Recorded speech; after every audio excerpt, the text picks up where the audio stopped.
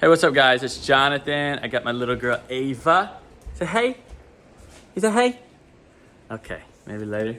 Got my family here. I want to talk to you really quickly, even with my family here in the background, about 3 strategies that I felt the Lord just put on my heart for real estate investing and just really biblical investing, okay? You may think, how does it talk about that in the Bible? Well, it does. It talks about it several times, many times. And today I want to talk to you about those things because I felt like the Lord just put those on my heart this morning. And I promise you, if you put these into practice, it's going to change your mindset, okay? It's going to change your life. I'm actually here at Santa Cruz, California at the beach. Look at that view right there. Wow. It's kind of hard to not hear the Lord whenever you're staring at beautiful creation like that. But okay, guys, so 3 strategies. I would totally write this down if you have the potential to. Okay, 1, well, what do you want? You want this? Okay, she wants chalk. You want chalk? Okay, she wants chalk. So 3 strategies. You ready? We're gonna try and do this with the family. Number 1, wealth preservation is a lie. Okay, that may sound counterintuitive. Capital preservation is not something that is biblical. Here, I gotta. So, you say, well, no, I need to preserve capital. And it comes from a safe place. It comes from a place of caution. And I think it comes from a good heart. But I don't believe it's biblical. Proverbs 12:16 actually says that there was a man who had land and crops that were so plentiful. And the man actually thought to himself, well, I will just build bigger barns to store the crops, and then I'll just sit on my tail. I don't think he said it just like that, but I'll sit on my tail and drink and be merry and relax and basically do nothing. God came to him that day and said, even what he said, you're going to die tonight. Your soul will be demanded of you. And he said, and then who's going to be enjoying what you've created?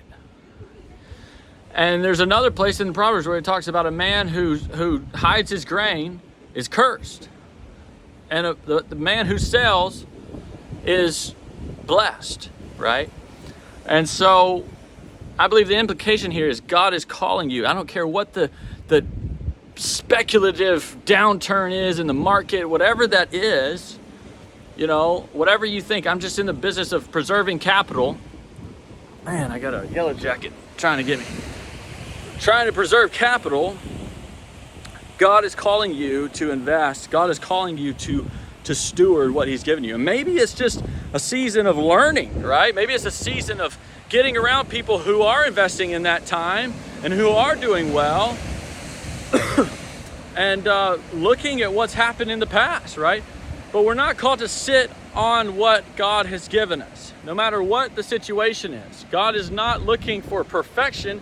He's looking for somebody who will be obedient. It's not God, it's not you who multiplies. It's God who multiplies. If there's any amount of success I've had, it's been because of God, right? It's been because God has multiplied, not me, right? So point number 2, okay? We are called to think long term. All right, yeah, as much as I talk about, hey, what can we do this year? Let's 10x this year. We're called to think with a long-term perspective, okay? It says in Proverbs that a good man leaves an inheritance for his children's children. We're called to think generationally.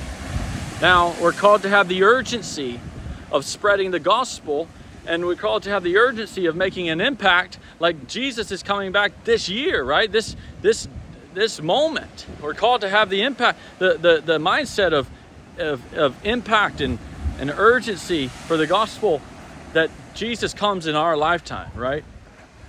But for the sake of wealth, for the sake of anything else, we're called to build for generations to come. And so when you do business with a mindset of the long term, and you're not just thinking about what's going to produce in the short term. When you're willing to go the extra mile, when you're willing to do the hard thing, even though it doesn't benefit you in the forefront, you're doing what most businesses won't, right? Most businesses want to get the fastest path to cash, to the return, right? Whatever that is. You know, they want to get instant gratification. Well, if you're willing to stick it out longer term, that's what the big guys do. That's what the big businesses do. They do the things that no one's willing to do, and so because of that, they get returns that no one's able to get. Okay, so number 3.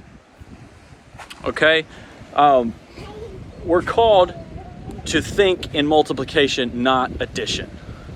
Okay, now you say, well, the Bible also talks about slowly gathering, slowly, slow returns, right? But I promise you, there's way more scriptures where Jesus, and you just get around Jesus, you'll understand he's calling us to think in multiplication. So what if you said, all right, what moves do I got to make this year in order to 10x by the end of the year? 10x your income, 10x your impact, 10x your ministry goals, 10x everything, right? Your health, your prayer life, everything like that, right? What do you have to do to 10x? The moves that you're going to make with the 10x goal in mind are going to be much different than the moves that you're going to make with just addition, okay? And it's not to say to be unwise, okay? If you know us, we have a mastermind for real estate investors. Everything we do is built around the idea that you need to get in the room with people that have already been where you want to be. If you do that, I promise you it's going to be, your odds in your favor increase dramatically, okay? If you don't do that, the odds stay the same, which are not very good for startups, for anybody who's trying to accomplish massive things that are above normal, right? You're not going to get above normal results doing a below or at normal things, right? You've got to take above normal action. You've got to think above normal. You've got to be around above normal people.